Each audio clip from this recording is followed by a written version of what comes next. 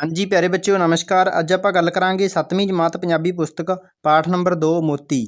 इस कहानी नूं पढ़ांगे अते इस पाठ के प्रश्न उत्तर इस चैनल ते पहलां करवाए जा चुके ने। तुसीं उस वीडियो नूं इस वीडियो की डिस्क्रिप्शन दे विच जाके उस ते क्लिक करके देख सकते हो। सारे पाठां के प्रश्न उत्तर तुहानूं मिल जाणगे। सारे प्रश्न उत्तर सुन सकते हो, उन्हां नूं कापी उपर नोट कर सकते हो अते उन्हां नूं दोहरा सकते हो। हुण आपां इस कहानी नूं पढ़ना शुरू करते हैं। इस तो पहलां एक बेनती है, जेकर तुसीं साडे चैनल ते नवें हो जां फिर हाले तक सबसक्राइब नहीं कीता तो चैनल नूं सबसक्राइब जरूर करो। हुण कहानी पढ़ते हैं। मोती मेरा निक्का जिहा प्यारा कुत्ता सी। ਇਹ ਪਿਸਤੀ ਨਸਲ ਵਿੱਚੋਂ ਸੀ ਅਤੇ ਕੰਨਾਂ ਤੋਂ ਫੜ ਕੇ ਚੁੱਕਿਆ ਵੀ ਨਹੀਂ ਸੀ ਚੂਕਦਾ। ਪਿਤਾ ਜੀ ਨੇ ਮੇਰੇ ਮਗਰ ਪੈਣ ਤੇ ਮੈਨੂੰ ਇਸ ਕੁੱਤੇ ਦੇ ਰੱਖਣ ਦੀ ਆਗਿਆ ਦੇ ਦਿੱਤੀ ਸੀ। ਪਿਤਾ ਜੀ ਨੇ ਮੇਰੇ ਮਗਰ ਪੈਣ ਉੱਤੇ ਮੈਨੂੰ ਇਸ ਕੁੱਤੇ ਦੇ ਰੱਖਣ ਦੀ ਆਗਿਆ ਦੇ ਦਿੱਤੀ ਸੀ। ਇੱਕ ਦਿਨ ਪਿਤਾ ਜੀ ਆਪਣੇ ਇੱਕ ਬੰਗਾਲੀ ਮਿੱਤਰ ਨੂੰ ਮਿਲਣ ਗਏ। ਮੈਂ ਵੀ ਨਾਲ ਸਾਂ। ਕਾਊਚ ਦੇ ਹੇਠੋਂ ਕੋਈ ਕੂਲੀ ਕੂਲੀ ਚੀਜ਼ ਮੈਨੂੰ ਛੂਹੀ। ਮੈਂ ਥੱਲੇ ਦੇਖਿਆ ਤੇ ਡਰਿਆ। ਇਹ ਚੀਜ਼ ਇੱਕ ਕੁੱਤੇ ਦੀ ਬੂਥੀ ਸੀ। ਪਿਤਾ ਜੀ ਦੇ ਦੋਸਤ ਨੇ ਕਿਹਾ, ਡਰ ਨਾ ਬੱਚਾ, ਇਹ ਵੱਢਦਾ ਨਹੀਂ। ਕੁੱਤਾ ਬੜਾ ਚਿਰ ਮੇਰੇ ਨਾਲ ਪਿਆਰ ਕਰਦਾ ਰਿਹਾ। ਮੈਂ ਉਸ ਨਾਲ ਚੰਪਕ ਕੂੰਜ ਵਿੱਚ ਕਿੰਨਾ ਚਿਰ ਖੇਡਦਾ ਰਿਹਾ। ਆਉਣ ਲੱਗਿਆ ਮੇਰਾ ਚਿਹਰਾ ਉਦਾਸ ਜਿਹਾ ਦੇਖ ਕੇ ਪਿਤਾ ਜੀ ਦੇ ਮਿੱਤਰ ਨੇ ਕਿਹਾ, ਕੀ ਗੱਲ ਹੈ ਬੇਟਾ, ਉਦਾਸ ਕਿਉਂ ਹੈ? ਮੈਂ ਉਸ ਵੱਲ ਬਿਨਾਂ ਦੇਖਿਆਂ ਤੇ ਬਿਨਾਂ ਉੱਤਰ ਦਿੱਤਿਆਂ ਪਿਤਾ ਜੀ ਵੱਲ ਬੜੀ ਮਿਠਾਸ ਤੇ ਅਰਜ਼ੋਈ ਭਰੀ ਨਜ਼ਰ ਤੱਕਦਿਆਂ ਉਸ ਆਪਣੇ ਯਾਰ ਕੁੱਤੇ ਵੱਲ ਇਸ਼ਾਰਾ ਕੀਤਾ। ਪਿਤਾ ਜੀ ਨੇ ਅੱਖ ਦੀ ਬੇਮਾਲੂਮ ਘੂਰੀ ਦਿੱਤੀ ਤੇ ਮੈਂ ਸਹਿਮ ਗਿਆ। ਪਿਤਾ ਜੀ ਦੇ ਮਿੱਤਰ ਨੇ ਕਿਹਾ, ਦੋਸਤ, ਇੱਕ ਕੁੱਤੇ ਪਿੱਛੇ ਮੈਂ ਆਪਣੇ ਬੇਟੇ ਨੂੰ ਨਾਰਾਜ਼ ਤੇ ਉਦਾਸ ਨਹੀਂ ਦੇਖਣਾ ਚਾਹੁੰਦਾ। ਮੇਰੇ ਵੱਲ ਪਿਆਰ ਭਰੀ ਨਜ਼ਰ ਤੱਕ ਕੇ ਉਸ ਕਿਹਾ, ਬੇਟਾ, ਤੂੰ ਮੋਤੀ ਲੈਣਾ ਹੈ? ਜਾਂ ਲੈ ਜਾ ਬੀਬਾ ਪੁੱਤਰ। ਮੈਨੂੰ ਚੇਤਾ ਹੈ, ਮੋਤੀ ਦਾ ਨਾਂ ਸੁਣ ਕੇ ਪਿਤਾ ਜੀ ਤ੍ਰਭ ਕੇ ਸਨ। ਉਹਨਾਂ ਦਾ ਚਿਹਰਾ ਉਦਾਸ ਹੋ ਗਿਆ ਸੀ, ਪਰ ਮੇਰੀ ਉਦਾਸੀ ਉਹਨਾਂ ਨੂੰ ਮਨਜ਼ੂਰ ਨਹੀਂ ਸੀ। ਪਿਤਾ ਜੀ ਦੇ ਮਿੱਤਰ ਨੇ ਮੋਤੀ ਨੂੰ ਸੱਦ ਕੇ ਸੰਗਲੀ ਪਟੇ ਵਿੱਚ ਪਾਈ। ਪਿਤਾ ਜੀ ਦੇ ਮਿੱਤਰ ਨੇ ਮੋਤੀ ਨੂੰ ਸੱਦ ਕੇ ਸੰਗਲੀ ਪਟੇ ਵਿੱਚ ਪਾਈ ਤੇ ਮੇਰੇ ਹੱਥ ਫੜਾ ਦਿੱਤੀ। ਮੋਤੀ ਹੈਰਾਨ ਸੀ। ਸ਼ਾਇਦ ਸੋਚ ਰਿਹਾ ਹੋਵੇ ਕਿ ਦੋ ਘੜੀ ਦੀ ਪ੍ਰੀਤ ਲਈ ਉਮਰ ਕੈਦ। ਮੋਤੀ ਮੁੜ ਆਪਣੇ ਮਾਲਕ ਵੱਲ ਦੇਖਦਾ ਸੀ, ਪਰ ਉਸਦੇ ਕਹਿਣ ਤੇ ਕਿ ਜਾ ਮੋਤੀ, ਹੁਣ ਤੇਰਾ ਮਾਲਕ ਨਿੱਕਾ ਕਾਕਾ ਹੈ, ਉਹ ਮੇਰੇ ਨਾਲ ਤੁਰ ਪਿਆ। ਉਸ ਵੇਲੇ ਪੱਪੀ, ਮੋਤੀ ਦੀ ਮਾਂ, ਅੰਦਰੋਂ ਨਿਕਲ ਆਈ ਤੇ ਸਾਡੇ ਨਾਲ ਤੁਰਨ ਲੱਗ ਪਈ। ਮੋਤੀ ਦਾ ਚਿਹਰਾ ਉਦਾਸਿਆ ਜਿਹਾ ਗਿਆ। ਪੱਪੀ ਮਾਲਕ ਦੇ ਇਸ਼ਾਰੇ ਨਾਲ ਮਨ ਮਾਰ ਕੇ ਵਾਪਸ ਮੁੜ ਗਈ।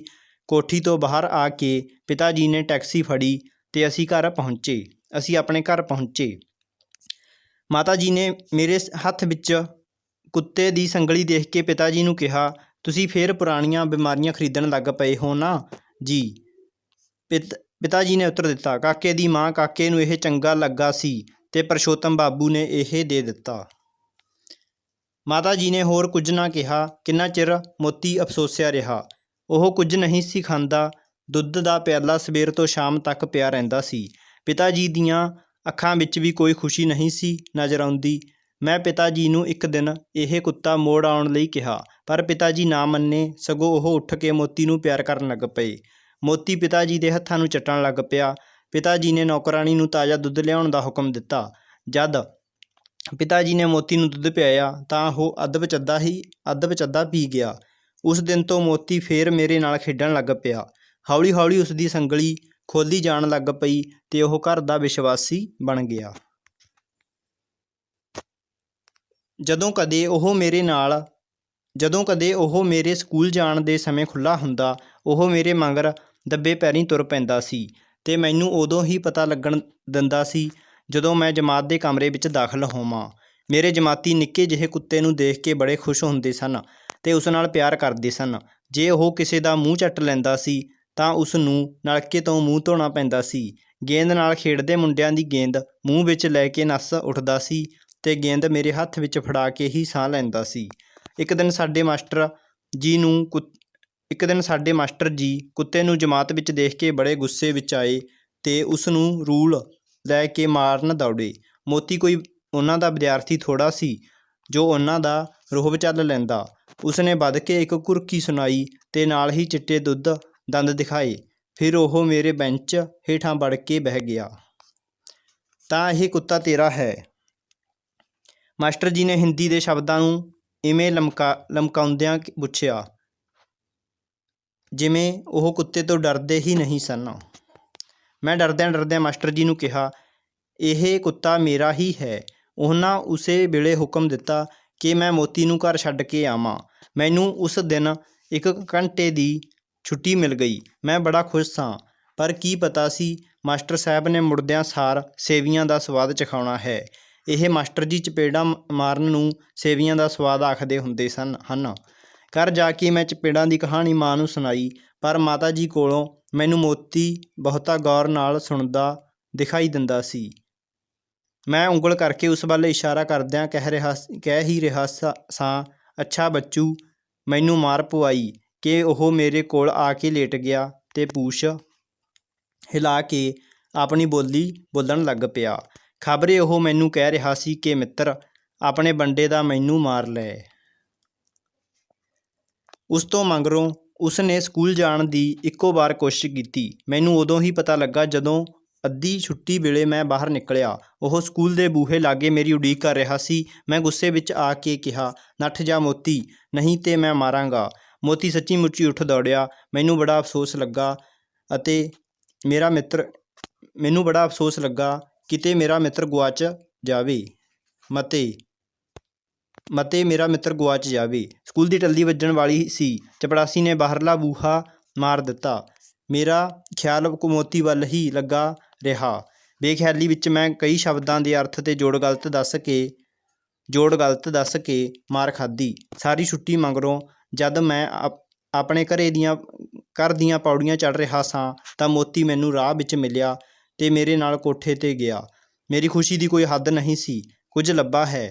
ਮਾਤਾ ਨੇ ਜਾਂਦਿਆਂ ਹੀ ਪੁੱਛਿਆ। ਮੋਤੀ ਗੁਆਚ ਚੱਲਿਆ ਸੀ, ਉਹ ਲੱਭ ਪਿਆ ਹੈ। ਉਹ ਤੇ ਸਾਰਾ ਦਿਨ ਰੱਸੀਆਂ ਨਾਲ ਖੇਡਦਾ ਰਿਹਾ ਹੈ, ਮਾਤਾ ਜੀ ਨੇ ਨੌਕਰਾਣੀ ਵੱਲ ਇਸ਼ਾਰਾ ਕਰਕੇ ਕਿਹਾ। ਉਸ ਵੇਲੇ ਮੈਨੂੰ ਕੁੱਤੇ ਦੇ ਇਸ ਡਬਲ ਰੋਲ ਦਾ ਪਤਾ ਨਾ ਲੱਗਾ। ਮੋਤੀ ਵਿੱਚ ਬੜੇ ਗੁਣ ਸਨ। ਘਰ ਦੀ ਰਾਖੀ ਕਰਦਾ ਸੀ, ਦੂਰ ਸੁੱਟੀ ਚੀਜ਼ ਚੁੱਕ ਲਿਆਉਂਦਾ ਸੀ। ਸਿਟ ਡਾਊਨ ਕਿਹਾ, ਅਗਲੇ ਦੋਵੇਂ ਪੰਜੇ ਚੁੱਕ ਕੰਗਾਰੂ ਵਾਂਗ ਬੈਠ ਜਾਂਦਾ ਸੀ ਅਤੇ ਹਨੇਰੀਆਂ ਰਾਤਾਂ ਵਿੱਚ ਕਈ ਵਾਰੀ ਸੋਟੇ ਨਾਲ ਲਮਕਾਈਆਂ 2 ਨਿੱਕੀਆਂ ਲਾਲਟੈਨਾਂ ਚੁੱਕ ਕੇ ਪਿਤਾ ਜੀ ਦੇ ਜੰਗਲੀ ਰਸਤਿਆਂ 'ਤੇ ਚਾਨਣ ਕਰਦਾ ਹੁੰਦਾ ਸੀ। ਪਿਤਾ ਜੀ ਉਸ ਦੀ ਕਦਰ ਉਦੋਂ ਤੋਂ ਹੋਰ ਵੀ ਬਹੁਤੀ ਕਰਨ ਲੱਗ ਪਏ ਜਦੋਂ ਉਸ ਨੇ ਉਹਨਾਂ ਦੀ ਜਾਨ ਬਚਾਈ ਸੀ। ਪਿਤਾ ਜੀ ਆਪਣੇ ਦਫ਼ਤਰ ਤੋਂ ਨਿਕਲ ਕੇ ਇੰਜੀਨੀਅਰ ਨਾਲ ਕਿਸੇ ਮਸ਼ੀਨ ਦੀ ਫਿਟਿੰਗ ਬਾਰੇ ਗੱਲਬਾਤ ਕਰ ਰਹੇ ਸਨ। ਮੋਤੀ ਨੇ, ਜੋ ਉਹਨਾਂ ਨਾਲ ਅਚਾਨਕ ਗਿਆ ਹੋਇਆ ਸੀ, ਉਹਨਾਂ ਦੀ ਪਤਲੂਨ ਫੜ ਲਈ। ਪਿਤਾ ਜੀ ਉਸਦਾ ਮਤਲਬ ਨਹੀਂ ਸਮਝਦੇ ਸਨ, ਪਰ ਮੋਤੀ ਉਹਨਾਂ ਦੀ ਪਤਲੂਨ ਫੜ ਕੇ ਖਿੱਚੀ ਜਾਂਦਾ ਸੀ।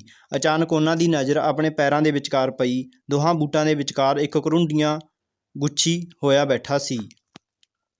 ਪਿਤਾ ਜੀ ਛਾਲ ਮਾਰ ਕੇ ਲਾਂਭੇ ਹੋ ਗਏ ਤੇ ਮੋਤੀ ਉਸ ਨੂੰ ਦੇਖ ਕੇ ਭੌਂਕਣ ਲੱਗ ਪਿਆ। ਪਿਤਾ ਜੀ ਨੇ ਇੱਕ ਡਬਲ ਇੱਟ ਨਾਲ ਉਸ ਨੂੰ ਟਿਕਾਣੇ ਲਾ ਦਿੱਤਾ।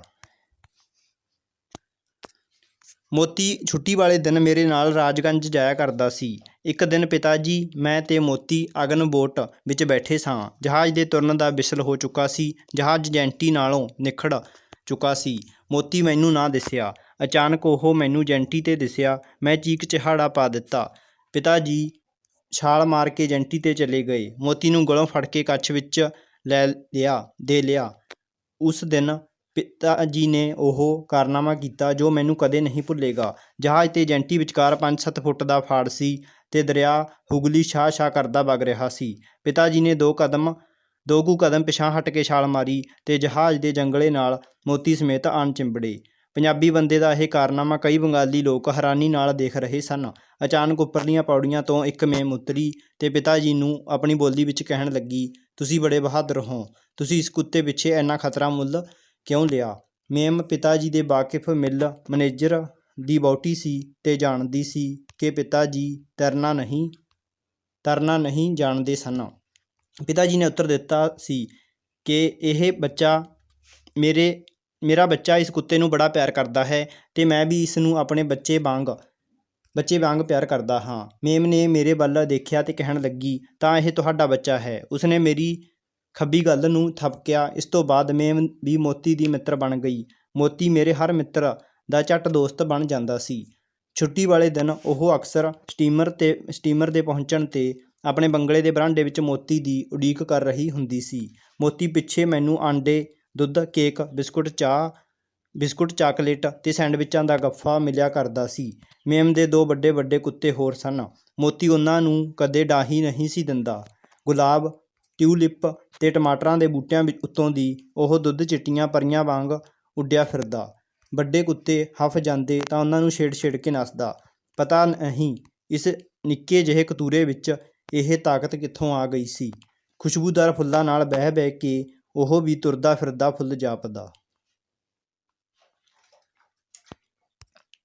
ਮੈਨੂੰ ਪਤਾ ਹੈ ਕਿ ਮੇਮ ਨੇ ਮੂੰਹ ਪਾੜ ਕੇ ਇੱਕ ਵਾਰੀ ਪਿਤਾ ਜੀ ਤੋਂ ਇਸ ਕੁੱਤੇ ਦੀ ਮੰਗ ਕੀਤੀ ਸੀ, ਪਰ ਪਿਤਾ ਜੀ ਨੇ ਕੇਵਲ ਇੰਨਾ ਉੱਤਰ ਹੀ ਦਿੱਤਾ ਸੀ ਕਿ ਇਹ ਮੇਰੇ ਬੱਚੇ ਦਾ ਖਿਡੌਣਾ ਹੈ। ਪਤਾ ਨਹੀਂ ਉਹ ਮੈਥੋਂ ਮੇਰਾ ਮਿੱਤਰ ਤੇ ਪਿਤਾ ਜੀ ਤੋਂ ਉਹਨਾਂ ਦਾ ਪੁੱਤਰ ਖੋਹਣ ਲਈ ਕਿਉਂ ਬੇਚੈਨ ਸੀ। ਪੇਸ਼ਣਾ ਚੱਲਦੀ ਦੇਖ ਕੇ ਉਸ ਮੇਰੇ 'ਤੇ ਮਾਇਆ ਦਾ ਜਾਦੂ ਪਾਉਣਾ ਸ਼ੁਰੂ ਕੀਤਾ। ਨੋਟ ਦਿਖਾਏ, ਚਮਕਦੇ ਟਣਕਦੇ ਰੁਪਇਆਂ ਦੀ ਢੇਰੀ ਲਾ ਦਿੱਤੀ। ਪਰ ਜਾਂ ਤਾਂ ਮੈਨੂੰ ਰੁਪਇਆਂ ਦੀ ਕੀਮਤ ਦਾ ਪਤਾ ਨਹੀਂ ਸੀ, ਜਾਂ ਬਚਪਨ ਦਾ ਉਹ ਸਮਾਂ ਸੀ ਜਦੋਂ ਜ਼ਾਰ ਰੁਪਈਆਂ ਪਿੱਛੇ ਨਹੀਂ ਸੀ ਵੇਚੇ ਜਾਂਦੇ। ਮੈਂ ਸਾਫ਼ ਨਾ ਕਰ ਦਿੱਤੀ। ਢੇਰ ਚਿਰ ਪਿੱਛੋਂ ਸਾਡੇ ਦਿਨ ਪੁੱਠੇ ਹੋ ਚੁੱਕੇ ਸਨ। ਪਿਤਾ ਜੀ ਅਸਾਮ ਤੋਂ ਬਿਮਾਰ ਹੋ ਕੇ ਆਏ ਸਨ। ਉਹਨਾਂ ਦੀ ਆਖਰੀ ਚਾਹ ਵਤਨ ਮੁੜਨ ਦੀ ਸੀ। ਅਸਾਂ ਪੰਜਾਬ ਆਉਣ ਦੀ ਤਿਆਰੀ ਕੀਤੀ। ਸਮਾਨ ਮਕਾਨ ਸਭ ਮਾਤਾ ਜੀ ਨੇ ਵੇਚ ਕੇ ਉਧਾਰ ਮੁਕਾ ਦਿੱਤੇ ਸਨ। ਟੈਕਸੀ ਤਿਆਰ ਸੀ। ਪਿਤਾ ਜੀ ਅੱਧ ਬੇਹੋਸ਼ੀ ਦੀ ਹਾਲਤ ਵਿੱਚ ਲੰਮੇ ਪਾਏ ਗਏ। ਮੋਤੀ ਲਾਗੇ ਖੜਾ ਸੀ। ਮੈਂ ਉਸ ਨੂੰ ਟੈਕਸੀ ਵਿੱਚ ਬਿਠਾਉਣ ਦਾ ਚਾਹਵਾਨ ਸਾਂ ਜਦ ਮਾਤਾ ਜੀ ਨੇ ਡਰਾਈਵਰ ਨੂੰ ਚੱਲਣ ਦਾ ਹੁਕਮ ਦੇ ਦਿੱਤਾ। ਮੋਤੀ ਦੇ ਹੱਕ ਵਿੱਚ ਅੱਖਾਂ ਰਾਹੀਂ ਕੀਤੀ ਅਪੀਲ ਕੁਰੀ ਦਾ ਨਾਮਨਜ਼ੂਰ ਹੋਈ। ਕਲਕੱਤੇ ਦੇ ਗਹਿਮਾ-ਗਹਿਮ ਬਾਜ਼ਾਰ ਵਿੱਚ ਮੋਤੀ ਮੋਟਰ ਨਾਲ ਦੌੜ ਲਾ ਰਿਹਾ ਸੀ। ਹੈਰੀਸਨ ਰੋਡ ਉੱਤੇ ਆ ਕੇ ਮੋਟਰ ਨੇ ਚਾਲ ਫੜੀ ਤੇ ਮੋਤੀ ਉਸਦਾ ਪਿੱਛਾ ਨਾ ਕਰ ਸਕਿਆ। ਸੂਰਦਾਸ ਦਾ ਇਹ ਭਜਨ ਕਿ ਕਦਮ ਬੜੇ ਆਗੇ, ਮਨ ਪਾਛੇ ਭਾਗੇ ਸੁਣ ਕੇ ਹੁਣ ਵੀ ਮੈਨੂੰ ਆਪਣੇ ਉਸ ਵੇਲੇ ਦੀ ਹਾਲਤ ਚੇਤੇ ਆ ਜਾਂਦੀ ਹੈ। ਗੱਡੀ ਵਿੱਚ ਸੀਟਾਂ ਬੁੱਕ ਸਨ। ਅਸੀਂ ਆਪਣੇ ਡੱਬੇ ਵਿੱਚ ਬੈਠ ਗਏ। 15-20 ਮਿੰਟਾਂ ਤੱਕ ਜਦਕਿ ਗੱਡੀ ਚੀਕ ਮਾਰ ਕੇ ਤੁਰ ਚੁੱਕੀ ਸੀ। ਮੋਤੀ ਸ਼ੁਦਾਈਆਂ ਵਾਂਗ ਕਿਸੇ ਗੁਆਚੇ ਨੂੰ ਲੱਭਦਾ ਪਲੇਟਫਾਰਮ 'ਤੇ ਦਾਖਲ ਹੋਇਆ। ਮੇਰੇ ਕੋਲੋਂ ਰਿਹਾ ਨਾ ਗਿਆ। ਮੈਂ ਆਵਾਜ਼ ਦਿੱਤੀ। ਅੰਨ੍ਹੇ-ਵਾਹ ਨੱਠਦਾ ਮੋਤੀ ਡੱਬੇ ਨਾਲ ਆਣ ਮਿਲਿਆ। ਪਲੇਟਫਾਰਮ ਲੰਘ ਚੁੱਕਾ ਸੀ। ਦੌੜ ਲੈਣਾ ਵਿੱਚ ਸ਼ੁਰੂ ਸੀ। ਮੋਤੀ ਹਲਕਾਏ ਕੁੱਤੇ ਵਾਂਗ ਝੱਗ ਸੁੱਟ ਰਿਹਾ ਸੀ। ਉਹ ਝਈਆਂ ਲੈਂਦਾ ਸੀ। ਮਾਲੂਮ ਹੁੰਦਾ ਸੀ ਕਿ ਉਹ ਇੱਕ ਚੱਕ ਭਰ ਕੇ ਗੱਡੀ ਖੜੀ ਕਰ ਲਵੇਗਾ, ਪਰ ਬੇਰਹਿਮ ਬੇਦਿਲ ਇੰਜਣ ਤੇਜ਼ ਹੋ ਰਿਹਾ ਸੀ। ਮਾਤਾ ਜੀ ਦੀਆਂ ਅੱਖਾਂ ਵਿੱਚੋਂ ਅੱਥਰੂ ਵਗ ਰਹੇ ਸਨ। ਪਤਾ ਨਹੀਂ ਕਿਉਂ ਮਾਤਾ ਜੀ ਜੰਜੀਰ ਖਿੱਚ ਕੇ ਗੱਡੀ ਖੜੀ ਨਹੀਂ ਸਨ ਕਰਦੇ। ਸ਼ਾਇਦ ਮਾਤਾ ਜੀ ਨੂੰ ਵਹਿਮ ਹੋ ਚੁੱਕਾ ਸੀ ਕਿ ਪਿਤਾ ਜੀ ਦੀ ਬਿਮਾਰੀ ਦਾ ਕਾਰਨ ਉਹ ਹੈ। ਮੋਤੀ ਅੱਜ ਦੌੜ ਵਿੱਚ ਹਾਰ ਖਾ ਰਿਹਾ ਸੀ। ਮੈਂ ਜਦੋਂ ਤੱਕ ਉਹ ਮਾੜਾ ਜਿਹਾ ਨੁਕਤਾ ਹੋ ਕੇ ਦਿਸਣੋਂ ਨਾ ਹਟ ਗਿਆ, ਉਸਨੂੰ ਵੇਖਦਾ ਰਿਹਾ। ਛਾਲ ਮਾਰਨ ਨੂੰ ਜੀ ਨਹੀਂ ਸੀ ਕਰਦਾ। ਪਿਤਾ ਜੀ ਹੋਸ਼ ਵਿੱਚ ਹੁੰਦੇ ਤਾਂ ਜ਼ਰੂਰ ਉਸਨੂੰ ਫੜ ਲਿਆਉਂਦੇ।